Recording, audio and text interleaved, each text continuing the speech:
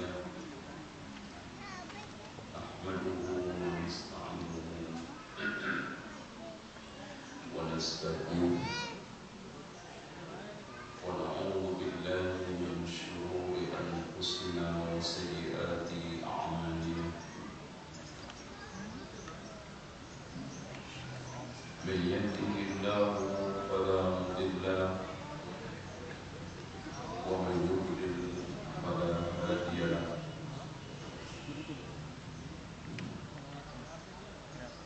أشهد أن لا إله إلا الله وحده لا شريك له وأن محمدا عبده ورسوله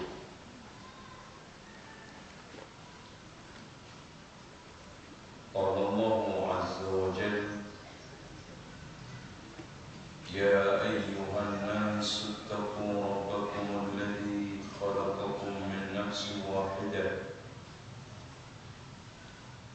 وخلق منها زوجها وبث منهما رجالا كثيرا ونساء واتقوا الله الذي تساءلون به والأرحام إن الله كان عليكم رقيبا وقال عز وجل يا أيها الذين آمنوا اتقوا الله حق تقاته ولا تموتن إلا وأنتم مسلمون وقال تبارك وتعالى يا أيها الذين آمنوا اتقوا الله وقولوا قولا سديدا يصلح لكم أعمالكم ويغفر لكم ذنوبكم ومن يطع الله ورسوله فقد فاز فوزا عظيما فإن خير الحديث كتاب الله وخير الهدي هدي محمد صلى الله عليه وسلم وشر الأمور محدثاتها وكل محدثة بدعة وكل بدعة ضلالة وكل ضلالة في النار. Yang saya hormati tokoh masyarakat dan tokoh agama, terutama dari jajaran kepolisian dan juga TNI, dan ini nikmat karena tidak ada kenikmatan hidup terutama mengendalikan kehidupan agama melainkan ketertautan dan kekompakan antara ulama dengan umara. Dan ini nikmat yang harus dijaga. Dan sudah menjadi kebiasaan sejak tahun 2003 ini saya bangun hubungan dengan baik. Dari mulai undangan-undangan di KBRI sebulan penuh Ramadan, kadang setengah bulan, itu tujuan juga untuk itu. Sampai pesantren saya pun penasihatnya 2 jenderal purnawirawan tadi, yaitu Bapak Subagio HS sama Bapak Sutarjo. Bapak Subagio HS sudah kita tidak perlu jelaskan, mantan Danjen Kopassus dan juga pernah di Kasat. Dan Bapak Sutarjo menjadi pernah Pangdam Siliwangi. Dan juga buku kecil ini saat Bapak Patrialis, mantan Menteri Hukum yang sekarang juga di MK, duduk di kursi kementerian hari ketiga saya soal datang ke kantornya langsung. Saya berikan 2 buku. Buku yang pertama judulnya Jihad Melawan Korupsi. Setelah 2 hari, alhamdulillah pengaruhnya ada. Bapak SBY ceramah tentang jihad melawan korupsi. Cuma ketika itu saya minta kalau bisa bersih pengantar Pak SBY bisa jawab. Ya nanti saya usahakan Ustaz. Saya jawab dalam seminggu. Pak SBY menyerahkan dan kamu aja yang kasih tanda pengantar. Alhamdulillah. Buku kecil yang nanti kita akan bahas akar permasalahan terorisme. Yang saya katakan ini adalah tragedi musibah yang penuh dengan hikmah. Ini bahwa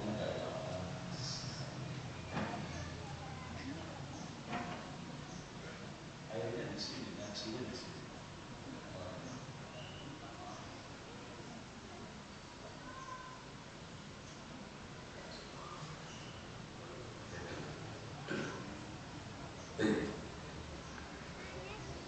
Kenapa saya katakan tragedi?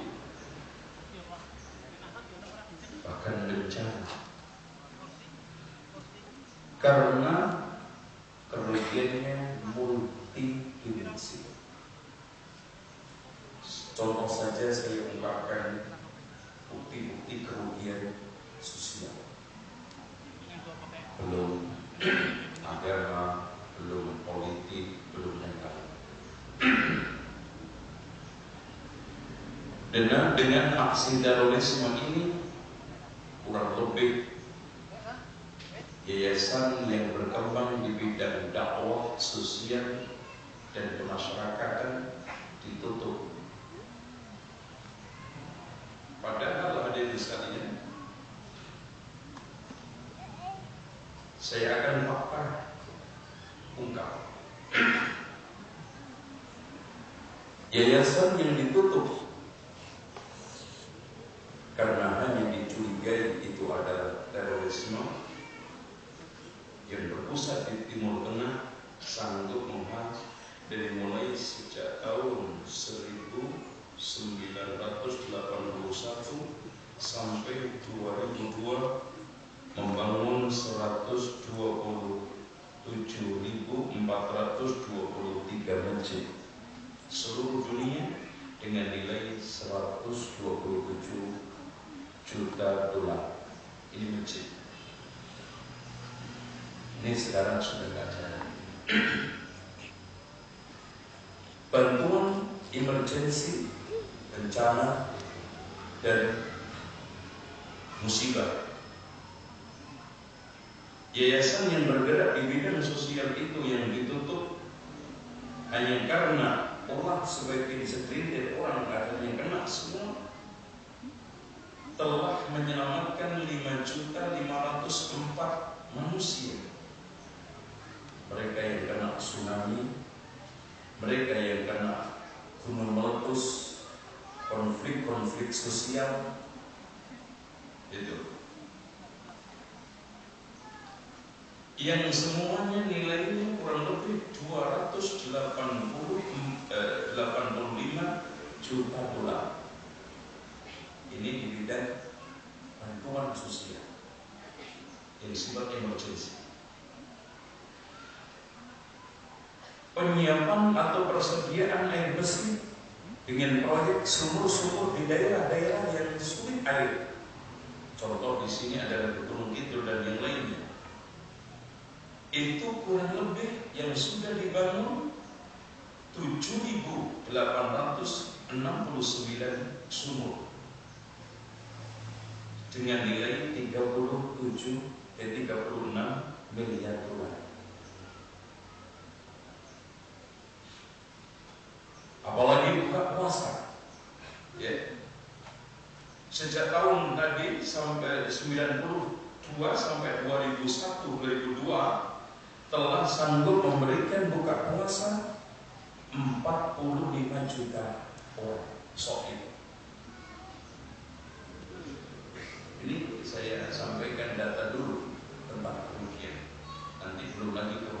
agama, kerugian dakwah, kerugian materi, kerugian darah manusia nanti. Yatim piatu yang sudah tidak lagi disantuni karena ditutup itu yayasannya, jumlahnya 102.686 yatim terlantar sekarang. Yang santunannya mencapai 49 juta dolar. Ini menyebar di seluruh dunia otomatis.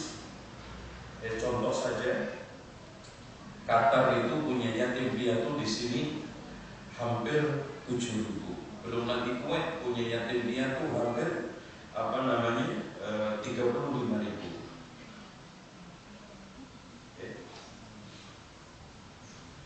Terus kemudian pembagian hewan-hewan kurban, mencapai 1 juta dolar Amerika antara tahun yang itu tadi 1421 Hijriah, 1422 Hijriah saja.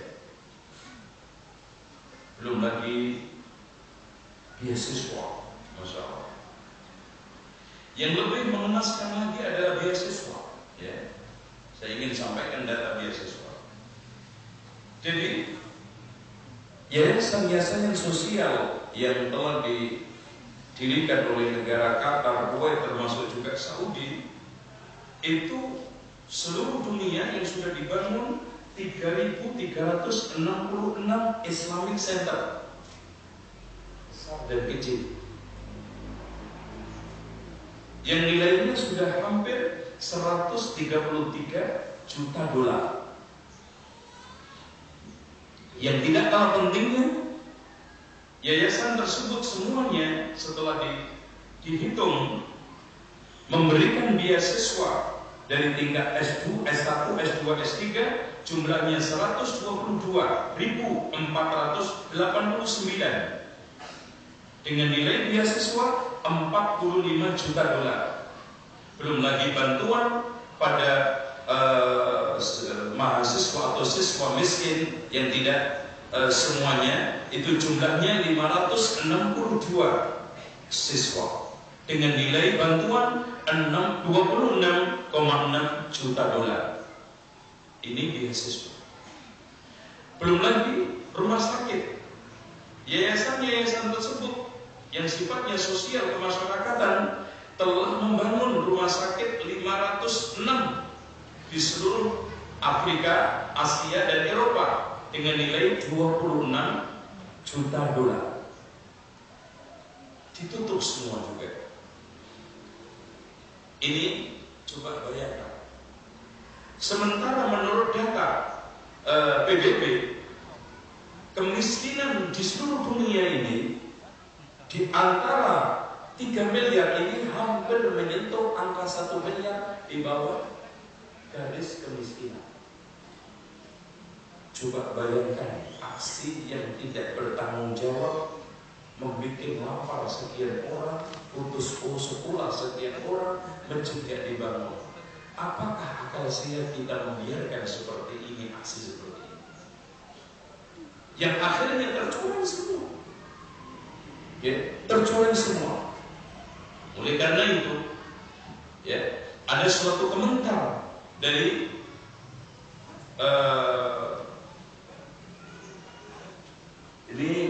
salah seorang peneliti dari Amerika yang berkebangsaan Inggris, namanya Taya Charina Heitsu, mengatakan, laqad taba'tu, saya telah melakukan penelitian ad-da'mal mali lil irhab, sumbangan dana terhadap terorisme, limuddati 3 sanawat, selama 3 tahun, walam ajid ayya ilaqatin, saya tidak menemukan data sedikit pun li Saudiyah, negara Saudi, bidzalika, membiayai terorisme. Ini orang Inggris yang tinggal di Amerika melakukan penelitian itu. Oleh karena itu, hadirin sekalian, maaf, ini ada pernyataan juga dari salah seorang anggota Kongres, dan juga peneliti dan juga anggota parlemen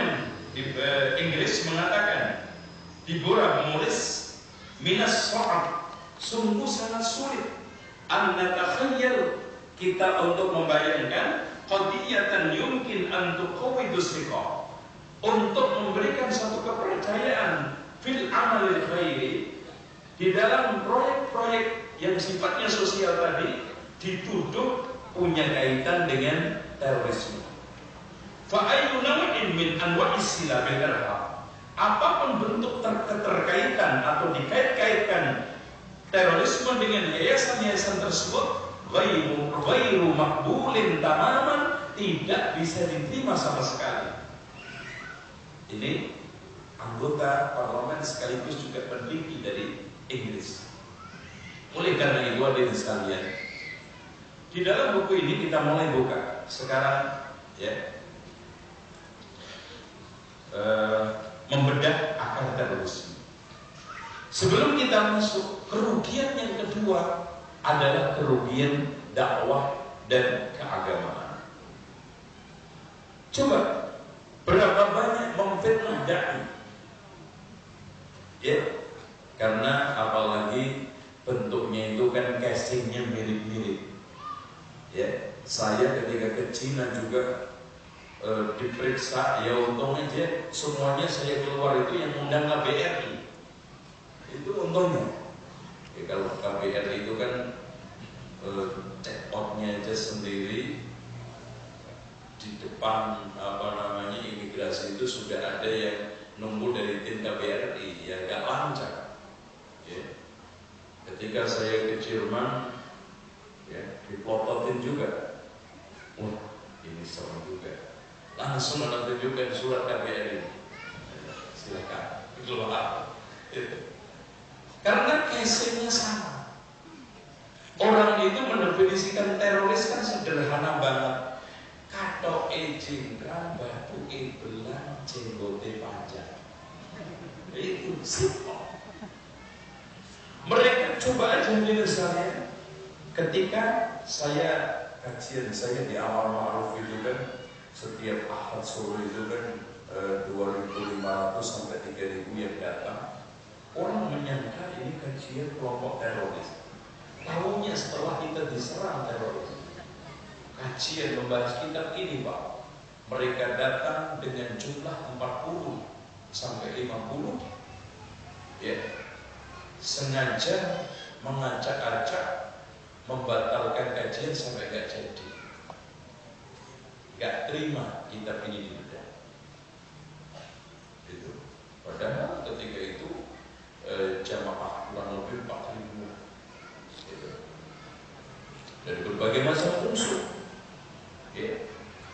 Bahkan ada yang preman tobatan kan gitu ibarat katanya, ya. Ini artinya hadirin sekalian, ini dampak, ya. Contoh saja ketika saya diundang ke majelis oleh Majelis Ulama Singapura, ya, 2 kali. Screeningnya pertama kali itu Masya Allah, saya ngirimkan sertifikat itu sampai macam-macam sertifikat, dari mulai sertifikat seminar ini, ijazah dari mana, alhamdulillah lolos. Karena itu mereka sudah negatif thinking, mereka sudah membuat satu kesimpulan itu. Oleh karena itu saya tidak ada males-malesnya, tidak ada istilahnya sekarang ini enak gak enak untuk menjelaskan apa dan bahaya aksi terorisme. Gitu. Belum lagi orang awam yang sekarang ini kalau sudah diajak ngaji, wah itu dan capnya sudah cap gak bagus, curiga dulu, malas datang. Fitnah. Belum lagi yang dirasakan sekarang ini dampak sosial.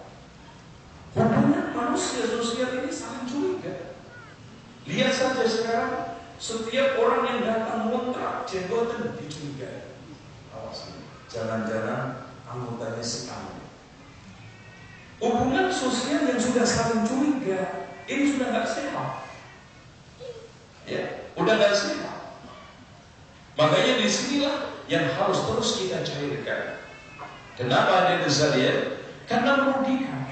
Sayang, hubungan sosial ala Indonesia, orang ketimuran, apalagi Muslim, yang serba gotong royong, tenggang rasa, yang saling melindungi, menjaga, hampir sekarang sudah tidak ada. Karena olah segelintir orang yang dalilnya kalau ditanya, Mas kenapa kamu ngebom? Puas, itu kok. Tanya, dalilnya itu cuma satu, puas. Ya puas kamu. Ya. Belum lagi hadirin sekalian, sekarang ini yang nampak nyata adalah kerugian materi. Yang tadi sudah kita sampaikan. Sekarang biaya yang dikeluarkan pemerintah untuk untuk anggaran perang terhadap terorisme, untuk mengantisipasi terorisme, untuk sekarang menghalangi laju daripada perkembangan terorisme ini juga tidak kalah pentingnya, miliaran. Coba kalau kita tidak ada aksi ini, berapa sekolah yang kita bisa dirikan, berapa rumah sakit yang bisa kita gratiskan, dan berapa beasiswa yang sudah kita berikan. Ya, ini kerugian materi ekonomi. Belum lagi kerugian yang sifatnya hubungan internasional. Lihat bagaimana sekarang ini ekspor impor jadi begitu sulit karena ditakutkan nanti ada nyelip macam-macam, dititipin hal-hal yang terkait dengan aksi-aksi itu, entah senjatanya, entah amunisinya. Ini kerugian juga. Yang intinya hadirin sekalian, aksi terorisme ini telah memberikan dampak negatif seluruh lini kehidupan, dari pendidikan, sosial, masyarakat, politik, ekonomi, sudah kena semua. Yang menjadi pertanyaan, apakah tokoh agama, tokoh masyarakat, terutama jajaran pihak berwenang, kita tidak serius menangani hal ini? Tidak mungkin. Ya. Makanya Bapak Ibu sekalian, membasmi, memerangi terorisme jangan main-main dan jangan setengah-setengah. Kenapa kalau main-main? Ini anak bangsa kita ini Pak, Masya Allah. Maaf, dengan era keterbukaan dan demokrasi, pemahaman apapun bisa masuk dengan mudah. Termasuk yang sedang gencar-gencarnya, ya, kita telah diberikan kesempatan oleh tim penasihat presiden untuk memberikan masukan tentang bahaya Syiah. Kemarin saya terakhir diundang untuk menjelaskan tentang masalah terorisme ini, ya, untuk memberikan masukan ke Bapak Presiden.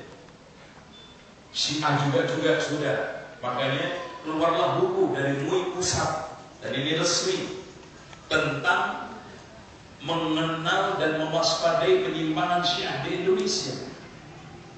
Kita tidak antipati terhadap pemahaman atau orang itu mau ikut kelompok mana Pak. Yang harus kita hati-hati adalah radikalismenya Syiah, yang pasti mengganggu Kamtibmas. Dalam sejarah lihat, di Indonesia saja baru sekali, belum kuat saja sudah beraninya melakukan berbagai macam aksi-aksi kekerasan. Bagaimana yang terjadi di Iran, bagaimana yang terjadi di Irak, bagaimana sekarang di Suriah. Ini cukup menjadi pelajaran kita, jangan sampai terulang di negeri kita. Kalau hanya belum ada kesempatan. Sekali ada bibit pemikiran, yaitu apa? Radikalisme. Dari mana? Sumber ajarannya. Gimana Pak? Agama mana ada ibadah melukain badan sampai berdarah-darah? Itu bukankah pemicu terorisme, pemicu kekerasan radikalisme? Bukan. 10 ini tanggal 10 Oktober. Ini. Sementara Islam itu adalah dakwah rahmatan lil alamin, penuh pendekatan dan kelembutan dan persuasi. Itu yang harus kita kedepankan.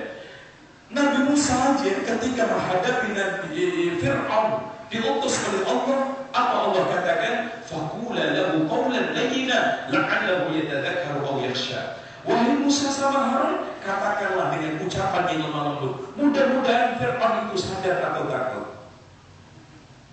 Ini kenyataan. Ya Alhamdulillah, di buku ini dari mulai fatwa ada Hadratus Syekh Hasyim Asy'ari, Profesor Dr. Hamka, Dr. Muhammad Nasir, Ki Haji Basri, dan juga di sini Hasan Basri, dan juga tokoh-tokoh masyarakat agama yang level nasional seperti Bapak Profesor Dr. Gunahar Ilyas memberikan suatu komentar yang positif tentang buku ini, yaitu mengenal dan mewaspadai penyimpangan Syiah di Indonesia. Kita berpindah lagi. Kalau memang seperti itu, hadirin sekalian, lihat halaman pertama, halaman 21, teroris musuh agama. Ini harus kita sepakati dulu. Jadi aksi teroris itu adalah musuh agama, karena tidak ada dalil satupun dari Al-Quran dan hadis, bahkan agama manapun Pak, termasuk Kristen, termasuk Buddha, Hindu, membenarkan aksi. Kalau seandainya dia ingin berjihad, tanyakan kepada ulama-ulama yang kapabel, benar gak itu jihad? Seperti bom bunuh diri, saya tanya. Kalau memang itu jalan kebenaran, kenapa yang meledakkan itu tidak pertama kali ustaz-ustaz yang gede-gede itu menjalan surga? Yang disuruh anak-anak yang baru kemarin ngaji, rada-rada sedikit kurang penuh ininya, ya. Kemudian dia melakukan berbagai macam doktrin yang hanya sekedar semangat tai ayam. Kenapa dia meledakkan diri? Yang lucu hadirin sekalian, semua dari kasus per kasus yang menjadi korban tidak lepas dari umat Islam. Bahkan kejadian-kejadian yang akhir ini yang terbunuh mayoritas Muslim. Saya tanya, dalil mana, Quran mana ada pembolehan membunuh Muslim kecuali karena 3, kata Rasulullah. Yang pertama karena zina, punya istri suami dikisos. Karena membunuh dikisos, karena dia murtad dari ajaran agama Islam. Itu pandangan di dalam literatur fikih. Selain itu ada nggak salah satu di antara itu? Kalau mereka menyatakan kafir ini adalah kafir harbi, bagaimana kita bisa membenarkan ini adalah kafir yang berhak untuk diperangi? Datang ke Indonesia nya pakai visa resmi dan datang ke sini damai. Bahkan ulama-ulama sepakat, semua orang-orang kafir yang datang ke negeri Islam seperti ke Saudi, ke Qatar, ke Kuwait, dan termasuk ke Oman, ke Indonesia, ke Malaysia adalah kafir yang muahad, mengikat perjanjian damai. Sementara Rasulullah mengatakan, man qatala mu'ahadan lam yaruh raihatan jannah. Siapa yang membunuh kafir yang mengikat perjanjian damai tidak menemukan baunya surga.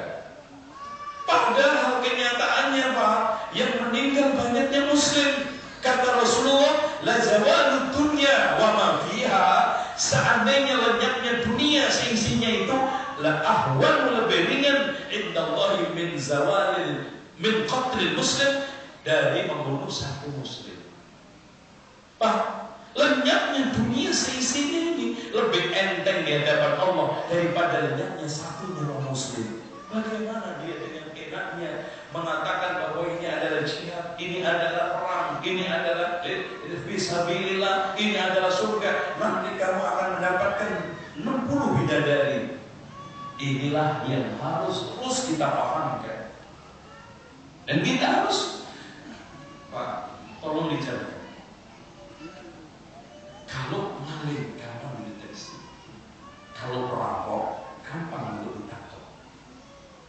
Sekarang aksi ini kita tidak tahu kapan waktunya, jadwalnya, tempatnya, orangnya. Ini bukan main.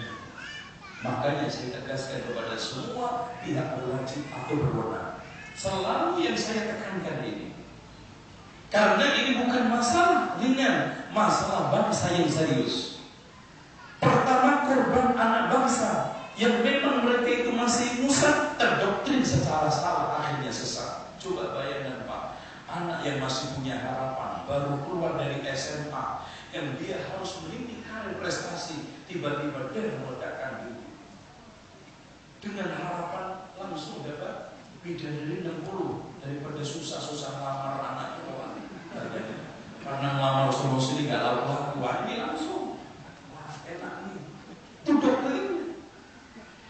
Dengan demikian hadirin sekalian, perang terhadap terorisme, membasmi aksi teror tidak cukup dengan sisi keamanan. Ini yang ditegaskan semua ahli, tetapi dari sisi pendekatan, dari sisi kemasyarakatan harus kita lakukan. Terutama ada penyadaran. Makanya cukup bagus BNPT ya, Badan Penanggulangan Aksi Terorisme itu ya, kerjasama dengan beberapa ustadz ke penjara-penjara ya, untuk memberikan satu tausiah. Dan alhamdulillah mereka banyak yang lucu, mereka banyak yang sadar, bahkan menangis karena selama ini kena doktrin yang salah. Banyak ya. Dan ini juga terus kita lakukan karena kita memandang kasihan, bukan permusuhan. Tolong dicamkan hadirin sekalian, kita memandang mereka bukan pandangan permusuhan. Pandangan kita adalah pandangan kasihan. Apalagi anak-anak yang baru kemarin lulus sekolah, mereka menjadi harapan keluarga, satu-satunya di rumah, anak laki-laki. Ternyata subhanallah terpengaruh seperti itu. Disinilah nomor satu yang kita tekankan adalah peran keluarga dan masyarakat. Keluarga dulu. Bagaimana mengawasi anaknya kemana ngaji, tapi juga terus jangan dilarang ngaji. Tanya, kamu ngaji dengan siapa, apa yang digaji.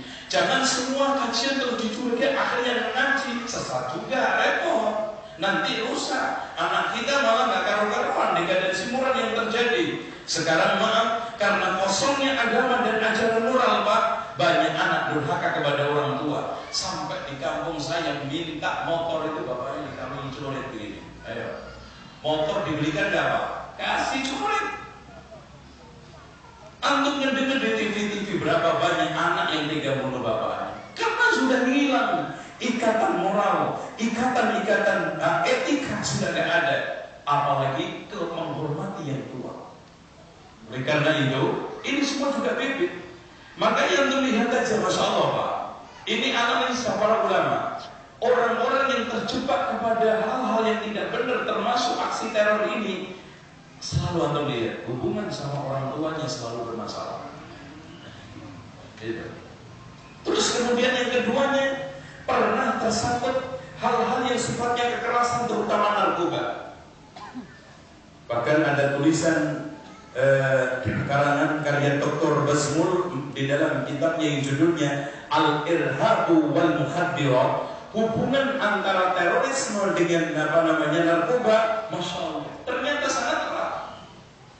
Orang-orang yang terkena narkoba ini sangat potensial untuk dilamar menjadi pelaku.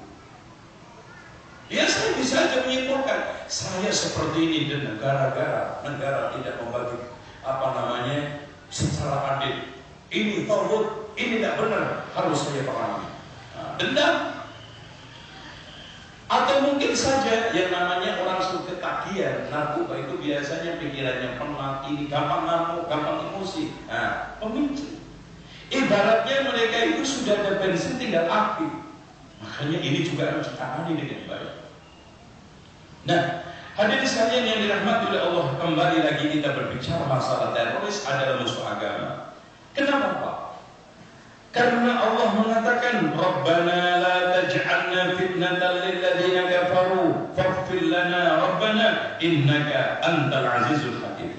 Ya Allah, janganlah jadikan kami sebagai sumber fitnah buat orang kafir. Pak, maaf. Sekarang ini orang kafir mana yang mau masuk Islam? Kalau tampilan umat Islam seperti sekarang, ngeri. Kalau saya masuk Islam, jangan-jangan anak saya nanti jadi teroris.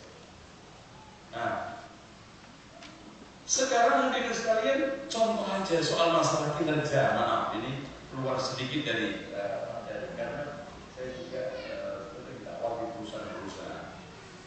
Jepang mana yang tertarik masuk Islam? Awalnya ada orang Jepang ke sini terkaku-kaku.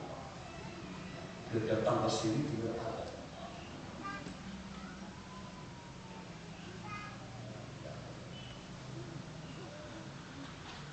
Datang ke sini Pak, jam 4 sudah ada. Enak deh. Mas, ini orang gaji berapa? Bisa bangun jam 9. Ada nggak? Semakin terheran-heran ketika dikatakan gratis, masa sih orang bangun sejam itu disiplin tiap hari, selalu tepat waktu. Wah, saya nggak salah bikin perusahaan di Indonesia ini. Seneng nih, pasti nih orang menentukan Anda ini kalau masuk ke perusahaan saya, bikin maju perusahaan saya. Anda nggak digaji di tepat waktu. Ternyata setelah ditemui di perusahaannya tidur. Dibikinin masjid dibuat sembunyi tidur. Ya, iya. Kadang-kadang Rabbana la taj'alna fitnatan lil ladzina kafaru, katanya Imam Qatadah berkata, ya Allah, janganlah Engkau menangkan kaum kufar untuk mengalahkan kami sehingga mereka terfitnah kami dengan kemenangan itu. Akhirnya mereka menganggap bahwa mereka itu benar, kita salah. Agamanya dia benar, kita yang salah. Padahal agama kita itu hak. Tapi lihat etos kerjanya begitu. Apalagi Ramadan itu semua.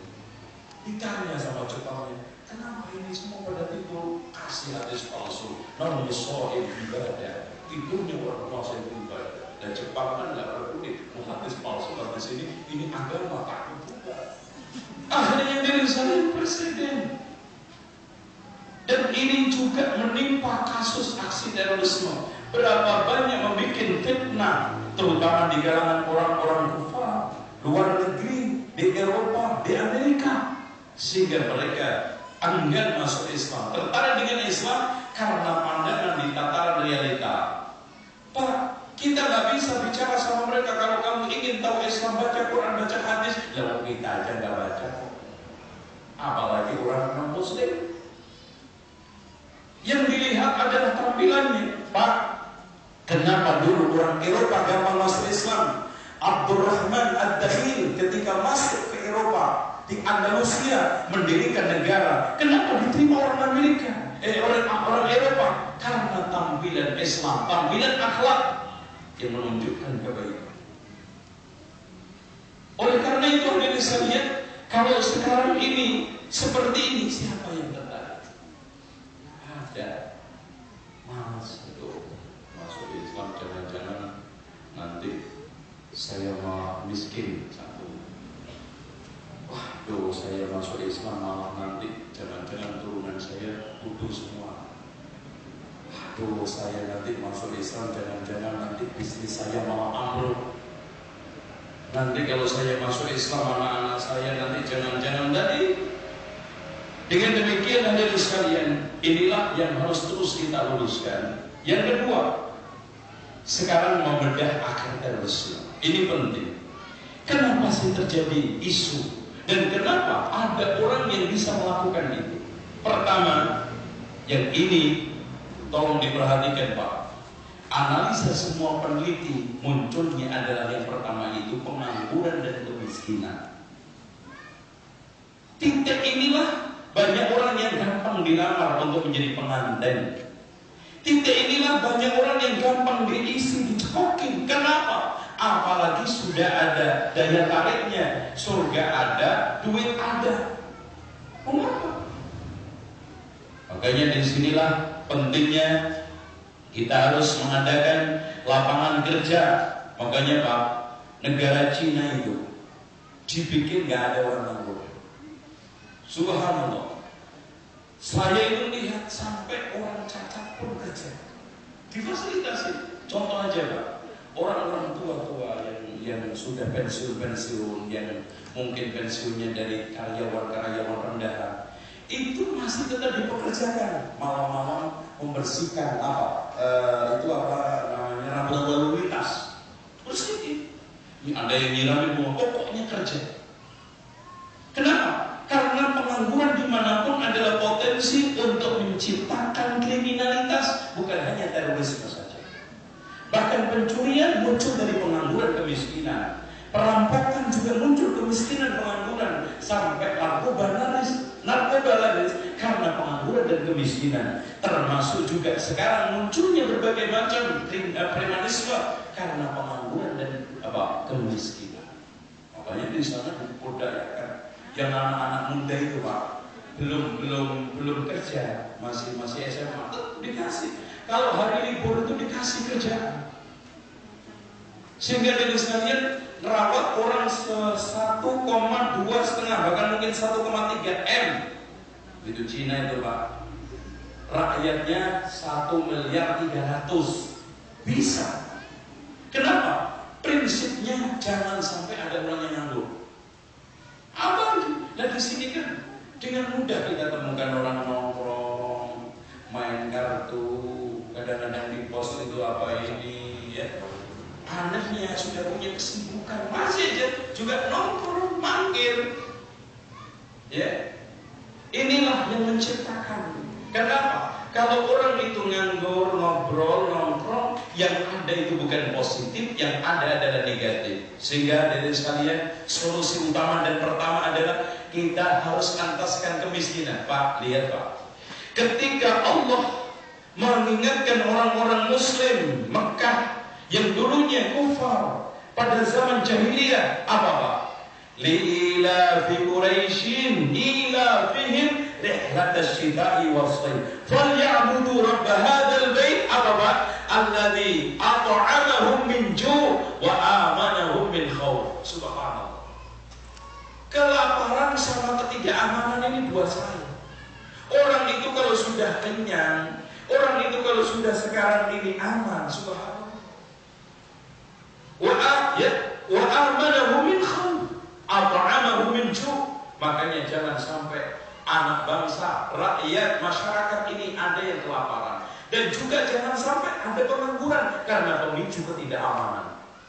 Makanya di dalam hadis Rasul, di dalam firman Allah, lihat, wa daraballahu mathalan qaryatan kanat aminatan mutmainnatan ya'tiha rizquha ragadan min kulli makan fakafarat bi an'amillah fa'adhaqaha Allahu libasal ju'i wal khaufi bima kanu yaksibun. Dan Allah telah membuat perumpamaan suatu negeri yang dulunya gemah ripah lo Cinawi, tentrem totora harjo, katanya orang Jawa. Yang dulu pernah diukir zaman kejayaan Majapahit oleh Gajah Mada sama Hayam Wuruk. Kalau kita lihat sejarah, Masya Allah. Ini masalahnya anak-anak bangsa ini banyak jas merah. Jangan lupa sejarah. Jadi sudah banyak melupakan sejarah. Makanya prinsipnya Bung Karno itu kan jas merah. Jangan melupakan sejarah, penting. Sejarah itu inti pembangunan peradaban, inti daripada kelurusan bangsa. Bangsa mana saja Pak melupakan sejarahnya hancur. Dan bangsa mana saja yang mampu merawat sejarahnya maju dan beradab. Nah, kita lanjutkan. Sekarang lihat bagaimana jahiliyah dulu, pembunuhan, perampokan, bahkan yang kuat makan yang lemah, apalagi terhadap hak-hak keperempuan sudah tidak ada lagi. Allah selamatkan dengan Islam. Apa? Ingatkan pertama kali, alladzi at'amahu min ju' wa amanahu min khauf. Ini juga begitu. Allah telah mengumpamakan suatu negeri yang gemah limpah lo Cinawi, tentrem totora harjo. Rizkinya datang dari mulai hulu hingga hilir. Masya Allah. Apa yang tidak ada di kita dari hulu hingga hilir? Ya. Fa'adhaqahullah. Akhirnya Allah cicipkan pakaian kelaparan sama ketidakamanan, ketakutan. Akibat apa yang mereka lakukan, yaitu pelanggaran, penistaan dan juga kerusakan. Dan Pak, inti kehidupan itu apa? Rusaknya kehidupan itu dua, ketakutan sama kemiskinan. Kalau yang rakyat sekarang ini bawahannya miskin, yang kaya tidak aman, gimana sekarang enaknya? Gak ada. Makanya Allah Subhanahu wa taala memberikan suatu sanksi. Fakafara bi an'amillah, karena akibat kufur terhadap nikmat Allah.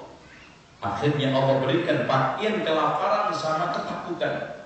Kenapa pakaian? Allah umpamakan pakaian karena sudah menjadi kasus umum. Hampir semua. Kita sekarang Pak kemana-mana ketakutan. Bawa motor aja takut. Bahkan sampai dikunci 5 masih hilang.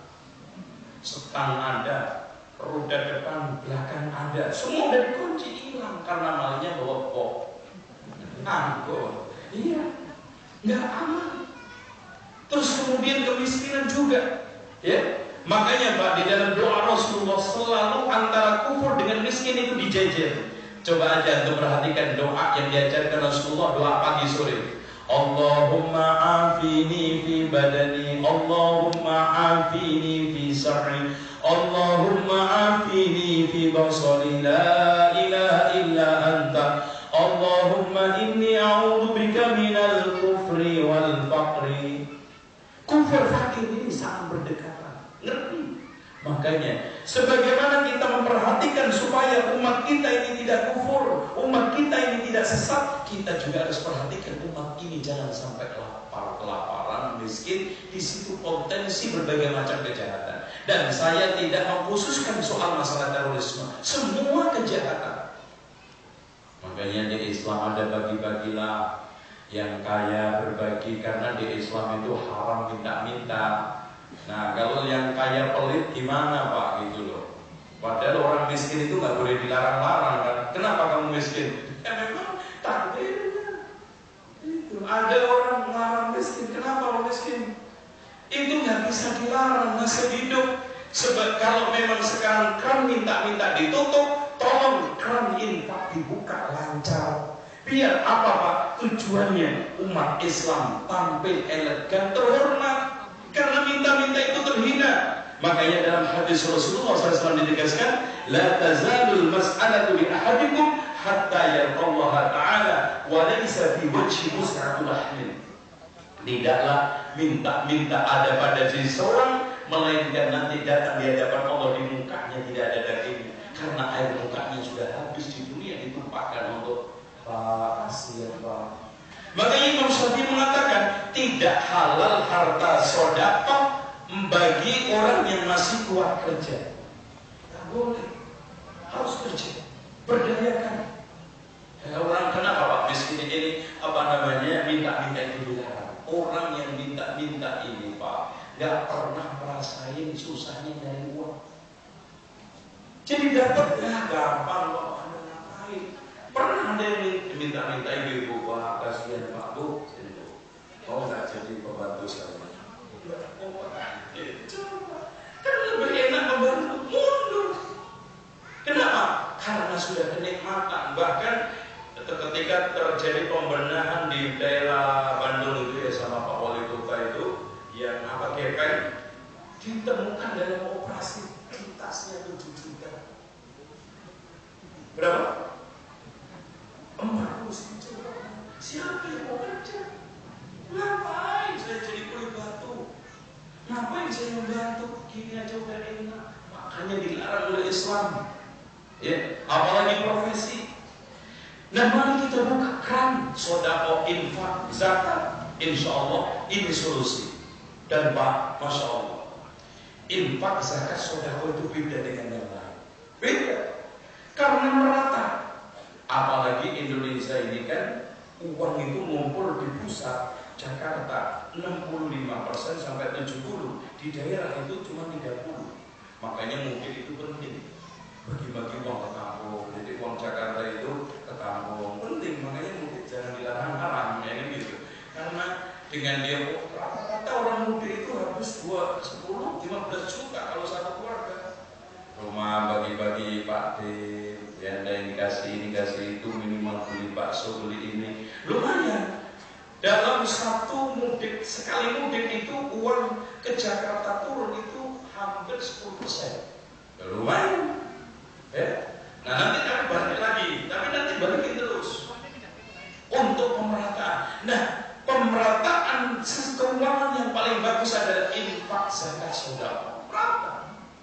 Dan ini hadirin sekalian awal pemicu juga. Karena kalau si miskin ini sama si kaya egoisme. Dan tolong dicamkan, kaya miskin orang itu bukan karena banyaknya yang dipegang, tapi seberapa banyak yang diberikan. Pak, saya kasih contoh ini Pak. Bapak atau saya deh punya tetangga, sebelah kanan tukang ojek, sebelah kiri tukang becak, yang di depan pengusaha. Sama-sama gak pernah memberi uang Bapak, gak memberi bantuan Bapak. Statusnya apa? Sama. Tukang ojek sama tukang becak sama pengusaha sama bagi saya. Gak pernah keluar apa-apa itu. Sama. Makanya kaya adalah seberapa banyak yang sudah dikeluarkan diberikan. Itu tanda orang kaya. Kalau nggak pernah dikeluarkan masih miskin lah. Walaupun statusnya orang kaya katanya miskin. Itu bahkan kadang-kadang ngeluarin untuk dirinya sendiri aja masih iman. Nah kan miskin banget. Makanya dan tolong dijaga sedekah itu nggak bikin miskin orang. Saya kasih contoh, Abu Bakar malah miskin, Umar miskin, Abdurrahman miskin, Utsman miskin enggak? Anak anjing kasih contoh hadis, mana qasamalun min shadaqah, enggak bakal kurang harta karena disedekahkan. Hadis Muslim Pak disebutkan pernah ada orang yang melihat hujan lokal. Subhanallah, aneh. Udah itu aneh lagi keluarin suara aski hadiqata fulan, sirami sawahnya si fulan. Dibaca itu orang, ini kok ada sawah aneh, hujan aneh. Setelah itu ditemukan di sawah orang lagi mengatur sawahnya untuk mengatur airnya untuk tanaman dia. Lalu ditanya siapa engkau bulan, namanya persis yang disebutkan di langit. Setelah ditanya, kalau di ibaratnya kata orang Jawa didedes, ya didesak, tidaklah aku menanam suatu tanaman melainkan hasilnya sepertiga saya balikkan ke sawah ditanam lagi, sepertiga untuk nafkah keluarga saya, sepertiga saya berikan untuk infak. Subhanallah. Pak, kalau nggak percaya coba, kalau nggak berani juga 2 bulan aja deh, miskin 2 bulan juga nggak terlalu berat gitu. Coba, antum coba aja, yakin 3 bulan kasihkan tuh sepertiga, nggak bakal. Pak, nggak ada loh Pak ceritanya orang dermawan dimusuhi orang kafir. Tanya, cari, tolong cariin ada orang dermawan dimusuhi orang kafir. Cariin deh. Duh, apalagi Muslim. Subhanallah. Dan tolong cariin orang pelit yang disenengin orang walaupun Muslim. Ada kucing aja nggak seneng Pak. Kucing nggak seneng. Makan ditungguin lama banget, tulang habis. Katanya si kucing kurang aja, ngeong gitu, tungguin lama-lama, tulang aja nggak bisa. Kata-kata dasar itu katanya. Ya taunya tulangnya udah dipresto, remuk. Jadi tulang, makanya kucing sekarang juga sudah tahu Pak, nggak ditungguin, ya, paling-paling juga dipresto, nggak ada kucing. Masya Allah. Nah, hadirin sekalian yang dirahmati oleh Allah, kita lanjut faktor yang kedua. Ini yang penting kita ungkapkan akar permasalahan. Yang kedua, kemungkaran dan kemiskinan. Kemungkaran dan kemaksiatan. Pak, sebagian pemuda-pemuda yang baru kenal ngaji, baru kenal Islam, setelah mendapatkan doktrin amar ma'ruf nahi munkar, amar ma'ruf nahi munkar tanpa kaidah dan etika, sehingga marah, tidak terima melihat kemungkaran itu.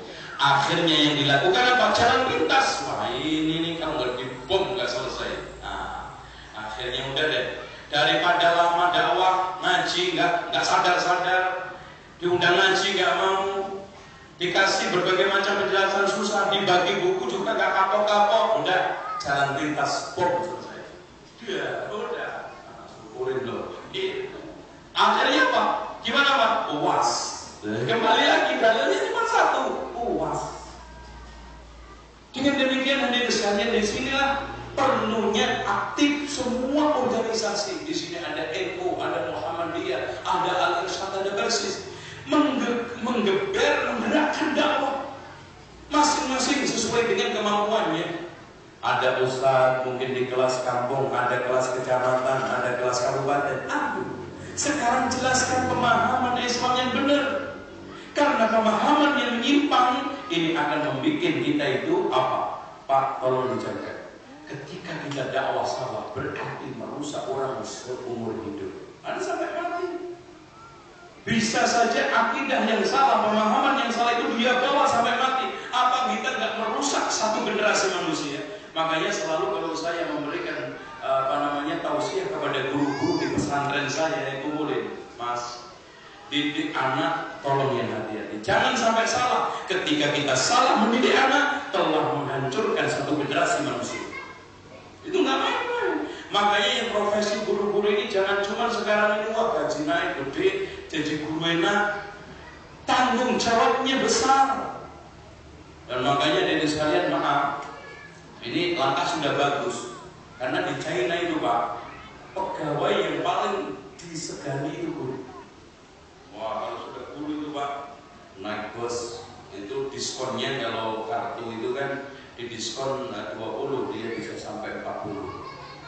Kalau sudah ketemu Pak Guru, Masya Allah, karena memang dia jaga dan wibawa Pak, padahal ateisme loh Pak, gak punya agama.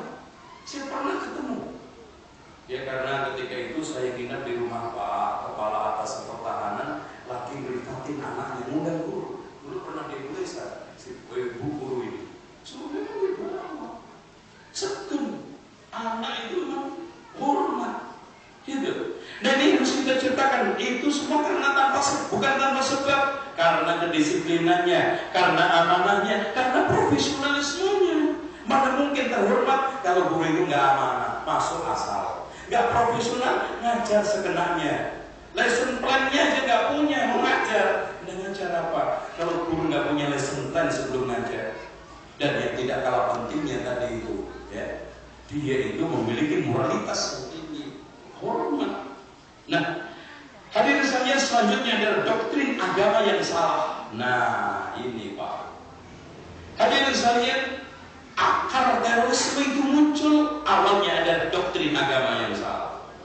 Diawali dari apa Pak? Dari belajar terhadap guru yang salah. Otomatis memberikan pemahaman yang salah, otomatis aplikasinya juga salah.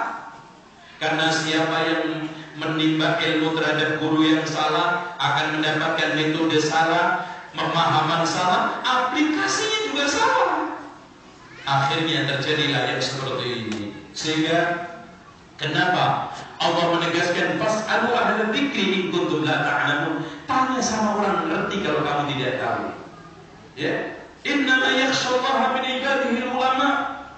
Makanya sampai ada suatu asar, umat ini akan selagi baik terus baik selagi masih bersama akabir, yaitu para ulama sunnah yang memberikan suatu ilmu-ilmu yang benar yang bersumber dari Al-Quran, As-Sunnah, ijma' dan qiyas yang sahih.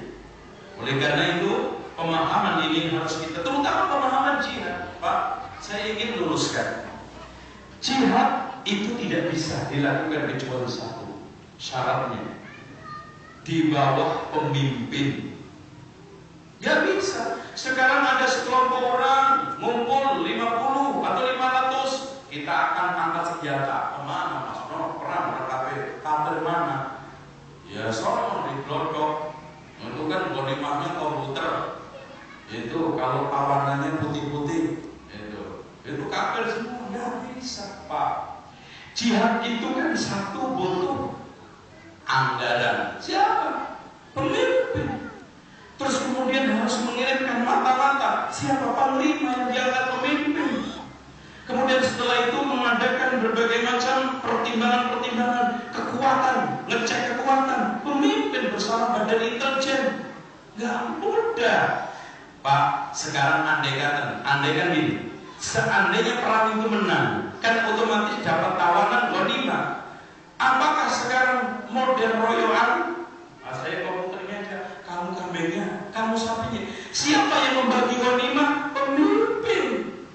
Kalau seandainya tawanan, ini apa tukar tawanan dibebaskan, apa dijadikan budak? Pemimpin. Dan yang mengetahui strategi perang, pemimpin bersama panglima. Yang tidak kalah pentingnya Pak, untuk menentukan negara yang berhak untuk diperangi itu siapa. Nggak setiap orang.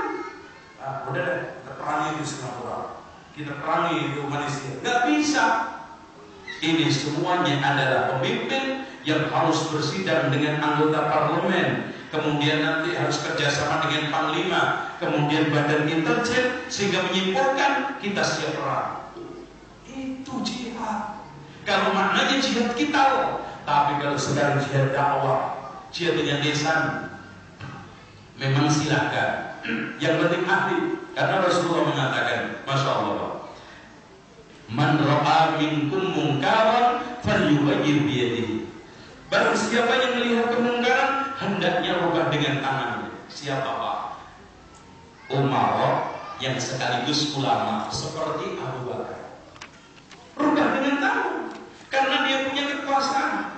Makanya katanya Syekh Fauzan, siapa yang punya ilmu dan kekuasaan hendaknya rubah dengan tangan. Problematika sekarang, maaf ya, kita tidak ingin mendiskreditkan kelompok tertentu. Kadang-kadang ulama enggak, pihak berwenang berwajib enggak, tahu-tahu main sikap membakar fasilitas umum. Wah, ini ketebir langsung dibakar. Enggak bisa. Itu memilih pihak berwenang. Ada berwenang, ada berwajib. Ya, kenapa selalu saya bedakan? Karena ada yang berwenang, ada yang berwajib. Karena menindak langsung. Ada pernah Pak, maaf, habis update akbar, semangat, langsung berbentang di Cilengsi diturunin. Yang terjadi apa? Ceritanya ada 2 orang di antara arak-arakan yang nurunin pelang-pelang yang nggak benar itu, termasuk berbintang dianggap Komar Haram diturunin, ketinggalan tasnya, baliklah ke tempat tersebut. Ternyata masyarakat sudah siap dengan berbagai macam, ada yang bawa balok, ada ini, balik langsung dihubungin sampai pingsan. Gak bisa. Makanya katanya Imam Ibnu Qayyim, amar ma'ruf nahi munkar itu ada 4 tingkatan. Tingkatan yang pertama setelah amar ma'ruf nahi munkar, maslahatnya nyata, madaratnya tidak ada, alias untungnya besar, ruginya tidak ada. Terus silakan. Yang kedua, untungnya besar, kerugiannya ada, tapi keuntungannya lebih besar daripada kerugiannya. Ini juga diteruskan. Tahapan ketiga, antara untung rugi seimbang, maka hendaknya untuk terus minta fatwa kepada ulama atau stop.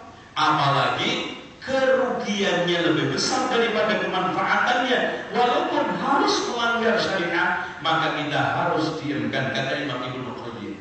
Kata Imam Ibnu Taimiyah juga sama komentarnya. Dengan demikian ada sekalian, pertimbangan maslahat madarat di dalam gerakan amar ma'ruf nahi munkar ini harus sangat-sangat menjadi pertimbangan. Oleh karena itu, katanya Imam Ibnu Taimiyah di dalam kitab Al-Amru bil Ma'ruf wan Nahyi 'anil Munkar, tidak boleh orang melakukan amar ma'ruf nahi munkar sebelum memiliki bekal 3. Ilmu sebelum amar ma'ruf nahi munkar, lemah lembut ketika amar ma'ruf nahi munkar, dan yang tidak kalah pentingnya, sabar setelah amar ma'ruf nahi munkar.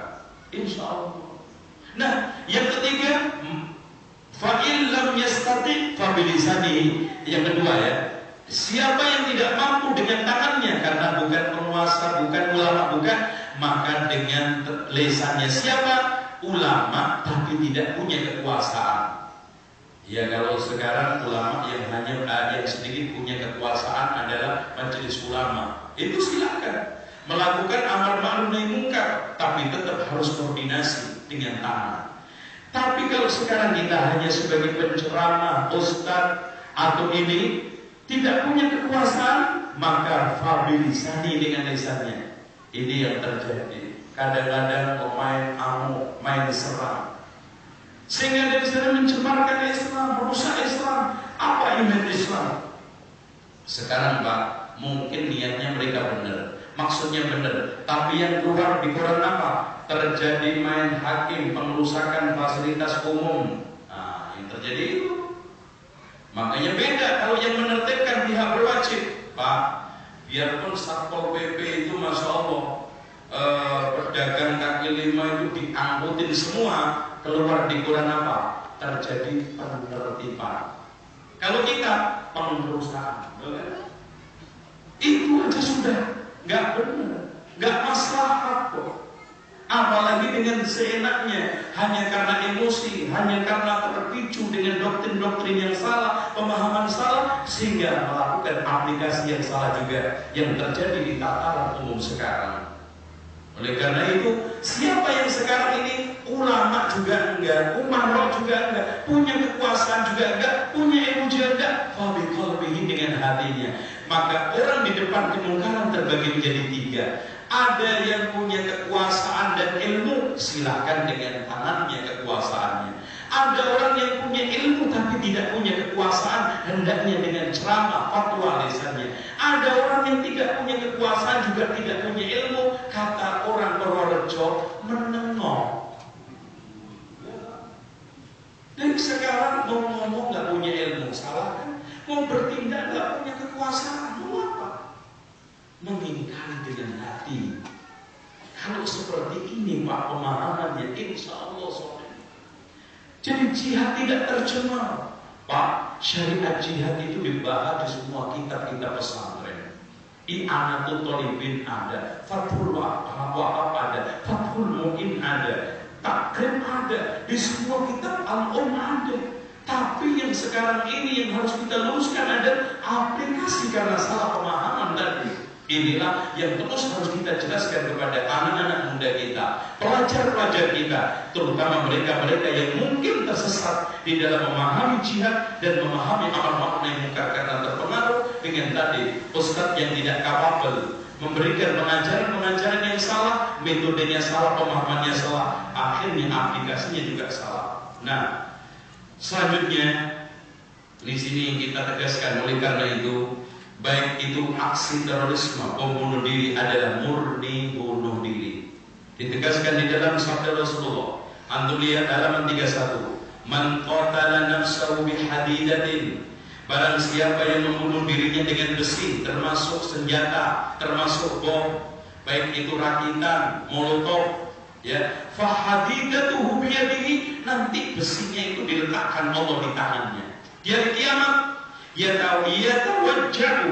yatawajja'u biha, ditusuk-tusukkan bi batnihi, di perutnya, fi nari jahannam, di neraka jahannam, khalidan mukhalladan fiha abada, kekal selamanya. Subhanallah. Coba siksanya tiap hari. Kalau seandainya dia itu bunuh dirinya pakai meledakkan bom yang meledak terus, habis tersusun lagi mati lagi terus, itu subhanallah.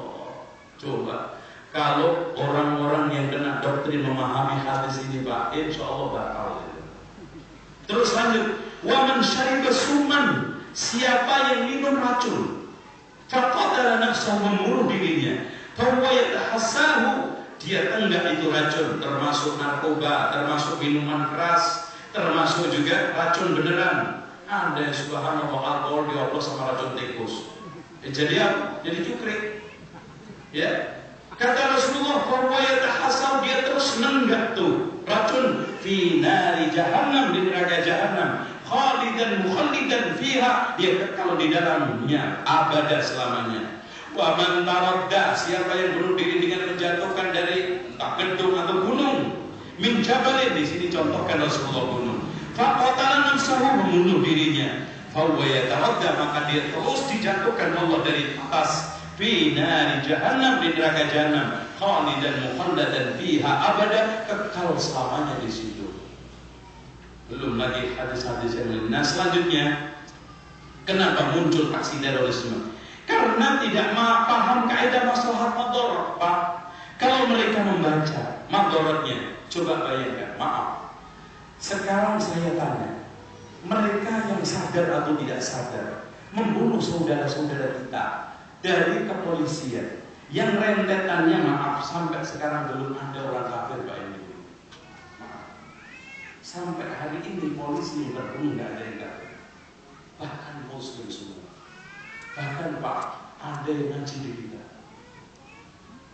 ada yang ngaji di kita, ngaji. Pertanyaannya, darah yang Anda kucurkan, kemudian anak yang putus sekolah, istri yang ditinggalkan, tanggung jawab saya. Masalahnya mana?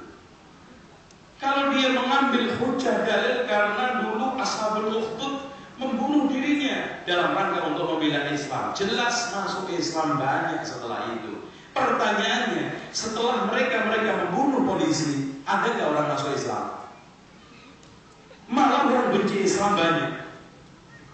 Terus kemudian hadirin sekalian, belum lagi yang sekarang anak, masya Allah, antum lihat ketika tayangan di TV, istrinya jilbab, anaknya ngaji. Pemikiran dari mana? Agama mana, dalil mana, Quran mana, tantang juga ulama mana? Tolong sebutkan. Dari kalangan dulu ada Imam Syafi'i, ada Imam Ahmad, ada Imam Malik, Imam Abu Hanifah. Yang sekarang juga sebutkan, baik di Timur Tengah dan juga di sini, yang membenarkan orang membunuh Muslim sendiri tanpa alasan tiga. Dan mereka subhanallah rajin aja. Apalagi yang meninggal dunia di sholat, mau sholat subuh, atau habis sholat subuh, subhanallah. Inilah yang kita harus tegas, kita harus serius dan tidak main-main, dan jangan sampai dianggap setengah-setengah. Ya, Rasulullah mengatakan, Allah berfirman, wa man yaqtul mu'minan, dia sanksi membunuh orang mukmin muslim. Wa man yaqtul mu'minan muta'ammidan, siapa yang membunuh mukmin sengaja dan mereka tahu mereka itu muslim, fajaza'uhu jahannam khalidan fiha, di jahannam balasannya kekal selamanya. Wa ghadiba, bukan hanya itu aja, wa ghadiballahu alaihi, Allah marah sama dia, wa la'anahu, Allah mengutuk dia, wa a'adda lahu 'adaban 'azima, Allah menyiapkan azab yang pedih. Masya Allah Pak, sanksinya 4 Pak. 1, kekal di neraka jahanam. 2, di murka Allah. 3, dilaknat Allah. Ketiga 4-nya disiapkan azab yang besar. Kok bisa? Ini ayat kemana? Tidak lain adalah doktrin salah. Ayat-ayat ini tadi dilewatin. Hadis-hadis yang kita baca juga dilewatin. Yang ada adalah apa? Tadi itu doktrin yang sudah tertanam bahwa semua ini harus kita perangi. Nah, ketidakstabilan kondisi politik dan keamanan ini juga memicu suburnya terorisme. Makanya kita harus bersama-sama, dari mulai tokoh masyarakat, RT, RW, lurah, menjaga keamanan lingkungan. Ya, sampai juga dari kecamatan, tingkat kecamatannya, kabupaten, bupatinya, semua harus sama-sama. Ketidakstabilan keamanan dan politik akan memicu suburnya aksi terorisme.